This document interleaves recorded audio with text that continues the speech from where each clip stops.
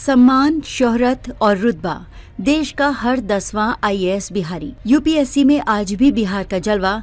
Master साहब की एक बात से गांव बन गया आईएएस फैक्ट्री। हर साल 8 से 10 लाख स्टूडेंट्स आईएएस एग्जाम के लिए आवेदन करते हैं। उनमें से 50% यानी 5 लाख लोग प्री एग्जाम देते हैं। इन 5 लाख में से 18 से 22 हजार लोग एग्जाम पास करके मेंस का एग्जाम देते हैं। ज्यादातर यही होता है कि स्टूडेंट्स प्री का एग्जाम तो पास कर लेते हैं, लेकिन कई अटेम्प्ट्स के बाद भी मेंस का एग्जाम पास नहीं कर पाते। इस एग्जाम को पास करने के लिए बहुत तगड़ी पढ़ाई की जरूरत होती है। इन सब के बीच जी तोड़ मेहनत और लगन की बदौलत बिहारी स्टूडेंट्स अपना परचम लहराते हैं। इनमें भी टॉप रैंक वाले आईएएस बनते हैं। बिहार इन टॉपर्स को पैदा करने में आज भी देश में दूसरे नंबर पर है।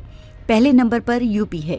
आंकड़ों के मुताबिक जनवरी 2024 तक देश भर के करीब 5,542 आईएएस अधिकारियों में करीब 500 अकेले बिहार से हैं, यानी हर 10वां आईएएस बिहारी है। बिहार दिवस पर इस स्पेशल रिपोर्ट में पढ़िए और देखिए बिहार में यूपीएससी का क्रेज ज्यादा क्यों है, कब से ये सिलसिला शुरू हुआ, हाल के सालों में इसमें कमी क्यों आई है। कोसी नदी के किनारे बसे सहरसा डिस्ट्रिक्ट हेडक्वार्टर से बमुश्किल 20 किलोमीटर दूर स्थित है बनगांव। इस गांव की पहचान आईएएस फैक्ट्री के रूप में है। ग्रामीणों की माने तो हर गली में एक आईएएस है। इस गांव से निकले 60 से ज्यादा आईएएस आईपीएस देश के अलग अलग राज्यों में शीर्षस्थ पदों पर राज्य का गौरव बढ़ा रहे हैं। बात 1950 के बाद की है।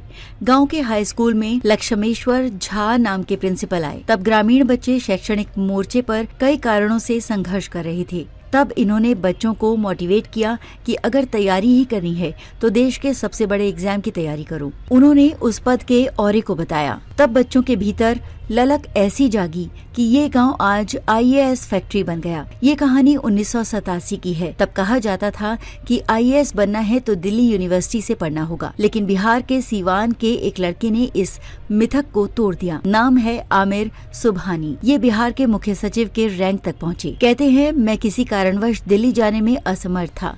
पटना यूनिवर्सिटी से ग्रेजुएशन और पोस्ट ग्रेजुएशन की पढ़ाई की। इसके साथ साथ यूपीएससी की तैयारी भी करते रहा। यहीं से पढ़कर यूपीएससी की परीक्षा में शामिल हुआ और टॉप किया। इसके बाद ये ट्रेंड पूरी तरह बदल गया। पटना यूनिवर्सिटी से पढ़ाई करने वाले बच्चों में भी उम्मीद जगी और आने वाले वर्षों में बड़ी संख्या में यहाँ से बच्चे सफल भी हुए। आमिर सुबहानी बताते हैं, इंटर की पढ़ाई के बाद हमारा एडमिशन इंजीनियरिंग में हो रहा था। सब कुछ तय हो गया था, लेकिन हमारे मेंटर ने कहा कि इंजीनियरिंग की नौकरी अच्छी है, लेकिन आईएएस उससे अच्छी। इसके बाद वो सब कुछ छोड़कर केवल आईएएस बनने की तैयारी में जुट गए। उस समय बिहार में सरकार के अधिकारियों को लोग बड़े सम्मान की दृष्टि से देखते थे। तब सरकार के उच्च पद पर आसीन होना बच्चों की आकांक्षा होती थी। रुतबा और सम्मान हर कोई चाहता है। ये इंसान की जायज ख्वाहिशों का हिस्सा है।